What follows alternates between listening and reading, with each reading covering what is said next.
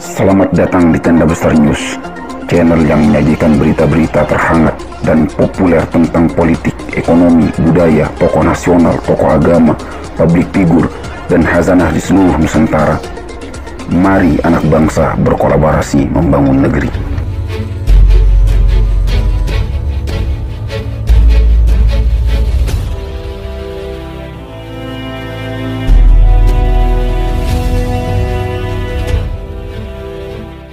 Tenda Besar, Jakarta, Presiden Joko Widodo, Jokowi, menyampaikan bahwa anggaran pendapatan dan belanja negara, APBN, 2022 tercatat surplus pada semester I-2022, sehingga pemerintah masih bisa memberikan subsidi energi sebesar Rp502 triliun pada 2022.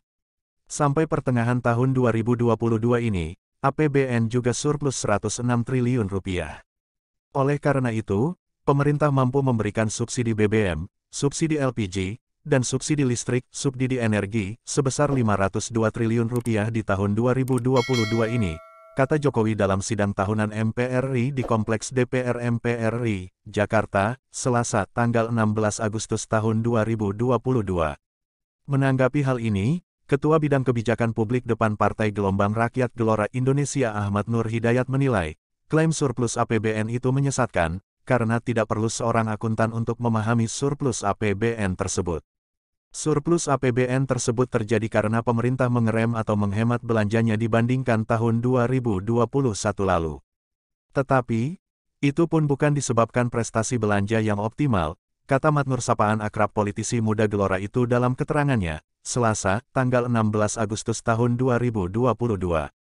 Menurut Matnur, memang ada kenaikan penerimaan negara, namun hal tersebut tidak signifikan dibandingkan capaian negara lain semisal Malaysia, Thailand dan lainnya. Surplus APBN tersebut seharusnya dikecam oleh DPR dan publik karena buat apa surplus APBN manakala rakyat sangat membutuhkan belanja negara itu untuk membantu mengurangi beban hidup akibat kenaikan energi, BBM, gas dan listrik, sambung Matnur.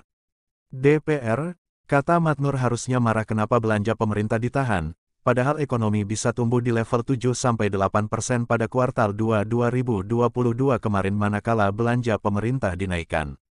Ia berharap sebaiknya pemerintah tidak lagi menahan belanja negara guna mendukung pertumbuhan ekonomi pada paruh terakhir 2022 lebih baik.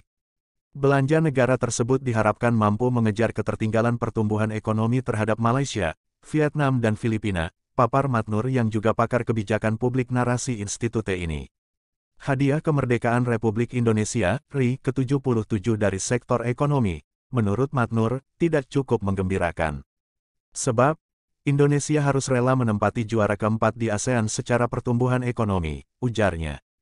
Padahal secara jumlah penduduk, kekayaan alam dan keberagaman kreativitas Indonesia adalah yang nomor satu terbesar di ASEAN. Partai Gelora menegaskan, tim ekonomi Indonesia gagal mencapai pertumbuhan ekonomi tertinggi. Pada kuartal 2 2022, kinerja ekonomi Indonesia tidak begitu berkesan dibandingkan Malaysia, Vietnam, dan Filipina. Indonesia mencapai pertumbuhan 5,44% year-on-year (YoY) pada kuartal II 2022, menepati urutan keempat. Di posisi pertama ada Malaysia yang mencatatkan laju pertumbuhan yang menakjubkan yaitu 8,9% YoY. Sementara di posisi kedua ada Vietnam yang mencatatkan laju pertumbuhan 7,72% YoY, disusul Filipina di posisi ketiga mencatatkan pertumbuhan ekonomi sebesar 7,4% YoY. Hal ini akibat pemerintah salah arah dalam berhemat saat ekonomi melemah. Tim ekonomi pemerintah Indonesia dinilai masih berpedoman dengan ekonomi gaya lama yaitu berhemat di saat ekonomi masih melemah. Padahal di kondisi ekonomi sedang lesu seperti ini, seharusnya pemerintah Indonesia meningkatkan spending, belanja, di saat sektor private dan rumah tangga sedang terpuruk, katanya. Indikasi berhematnya pemerintah terlihat dari government spending atau konsumsi pemerintah kuartal II 2022 yang malah mengalami kontraksi atau berkurang minus 5,24% YoY. Penurunan government spending juga terjadi pada kuartal pertama 2022 sehingga secara kumulatif pertumbuhan konsumsi pemerintah negatif 6,27%. Kebijakan berhemat dalam belanja pemerintah tidak sejalan dengan belanja rumah tangga (RT) yang mengalami kenaikan 5,51%, ungkap Matnur. Pada kuartal 2, 2022, sebenarnya, pertumbuhan ekonomi bisa tumbuh 7-8% manakala government spending, belanja pemerintah diekspansikan 4-5% dari tahun lalu. Sayangnya belanja pemerintah malah minus 5,24%.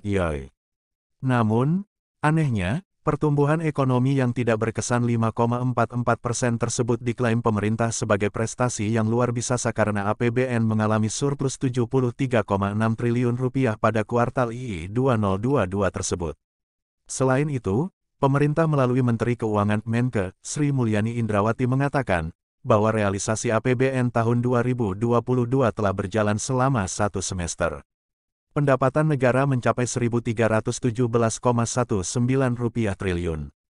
Lebih besar dibanding belanja negara yang sebesar Rp1.243,60 triliun. Dengan demikian dialami surplus sebesar Rp73,59 triliun. Kondisi surplus nyaris tidak pernah dialami selama belasan tahun terakhir. Demikian berita yang dapat disampaikan. Jangan lupa bantu channel ini dengan cara subscribe, like, dan tekan tombol loncengnya serta share ke media sosial lainnya jika video ini dianggap bermanfaat. Terima kasih.